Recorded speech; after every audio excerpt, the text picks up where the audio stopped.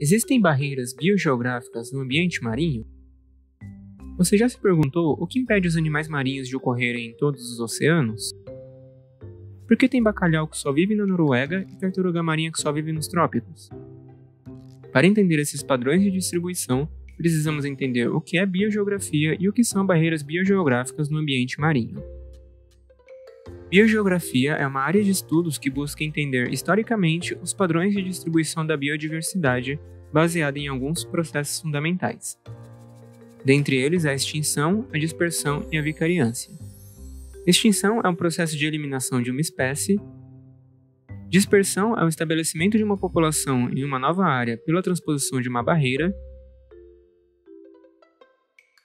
E vicariância é o surgimento de uma barreira que separa uma população em duas ou mais partes.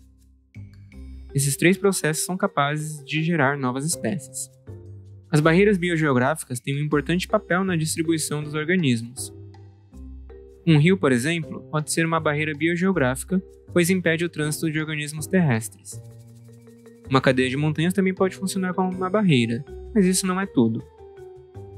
Barreiras biogeográficas são condições abióticas, bióticas ou fisiológicas que impedem a migração e o fluxo gênico entre duas áreas.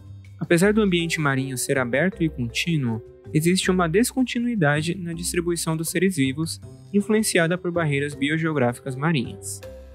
Alguns pesquisadores consideram que não existem barreiras impenetráveis separando o ambiente marinho e que suas posições não são imutáveis. Com isso, as características biológicas dos organismos, como seu hábito de vida, sua capacidade de suportar diferenças na pressão, temperatura e salinidade, por exemplo, estão intimamente relacionadas com a presença de uma barreira marinha.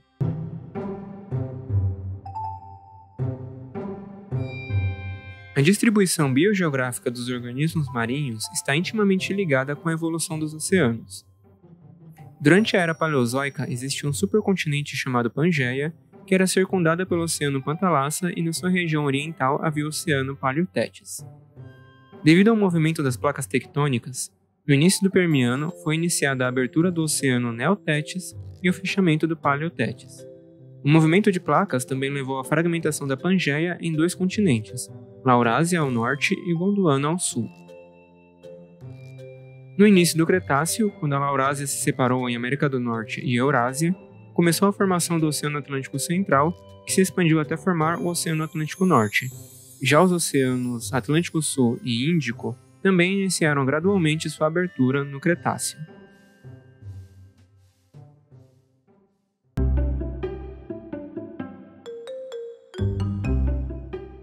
Segundo estudos, existem 8 grandes barreiras biogeográficas marinhas. São elas: a barreira do leste do Oceano Pacífico, a do Istmo do Panamá, a Amazônica, a do Meio Atlântico, a de Benguela, a do Velho Mundo, a do Mar Vermelho e a barreira da Plataforma de Sunda.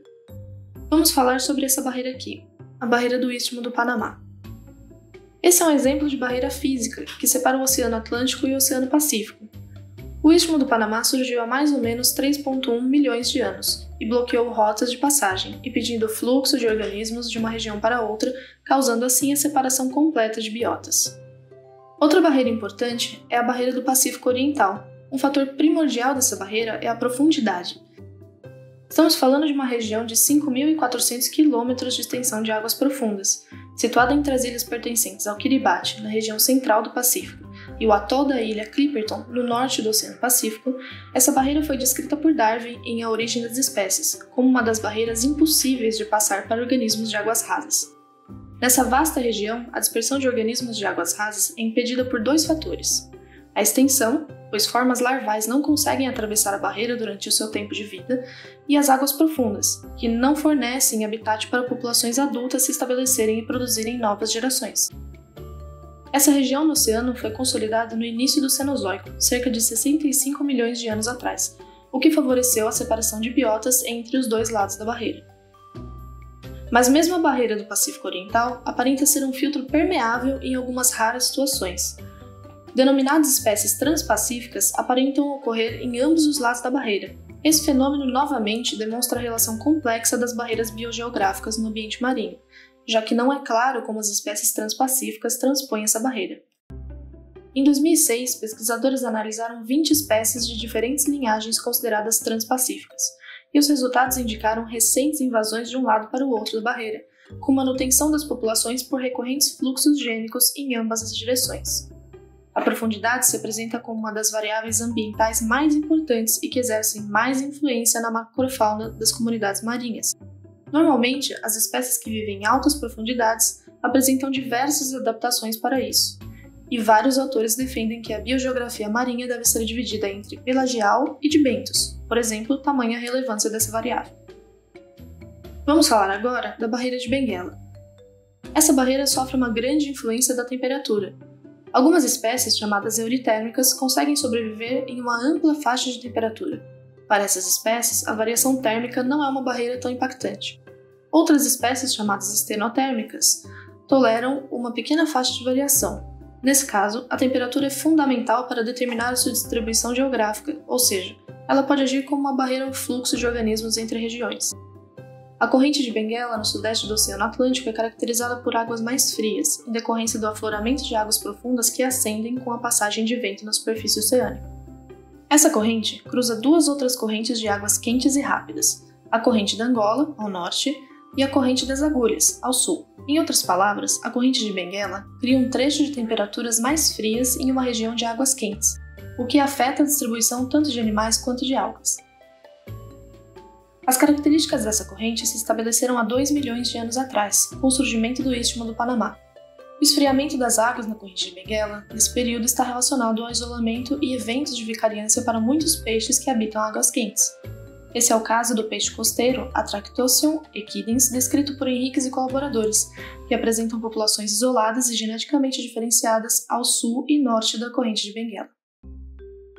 Até agora, temos que a biota marinha apresenta sensibilidades de temperatura para certas características. Uma importante a se ressaltar é a correlação entre a taxa metabólica e a eficácia do suprimento de oxigênio, o que sugere que os animais marinhos estão sob forte seleção para a tolerância de hipóxia.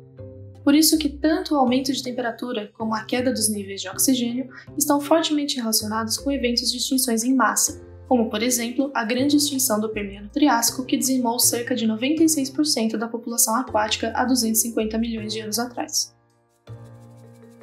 Outra barreira importante a ser mencionada é a barreira amazônica, cujo fator relevante é a variação da salinidade. A salinidade é muito importante para a biota marinha, pois impacta a osmorregulação. Algumas espécies, chamadas eurialinas, apresentam uma grande tolerância a variações de concentração de sais. Por exemplo, siris que vivem em mangues e estuários de rios são espécies eurialinas. Por outro lado, as espécies chamadas estenoalinas não suportam grandes variações. Existem ainda alguns animais, chamados diádromos, que migram entre ambientes de diferentes salinidades para a reprodução, como é o caso do salmão do Atlântico. Vamos agora entender a variação da salinidade na barreira amazônica. A pluma do rio Amazonas é um local de deságue de água doce no Oceano Atlântico, criando uma pluma superficial de baixa salinidade e alta concentração de matéria orgânica na placa continental brasileira e extensão de águas abertas do Oceano Atlântico continental. Devido a essas condições, comunidades de peixes de Recife, anêmonas de águas rasas e gastrópodes são isoladas entre o Mar do Caribe e o Nordeste brasileiro, que apresentam biotas distintas e não compartilhadas. Porém, como já citamos, animais que não dependem de águas rasas e podem transitar por regiões de placa continental mais profundas não estão sujeitos a pressões dessa barreira na região.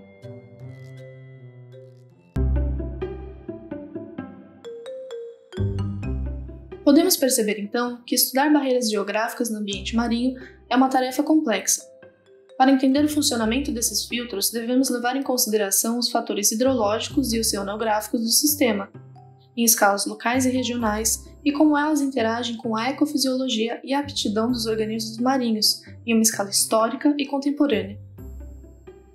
Apesar dessa complexidade, é observada uma descontinuidade na distribuição da biota marinha global, indicando que o ambiente marinho não é aberto à dispersão livre dos organismos como vimos aqui.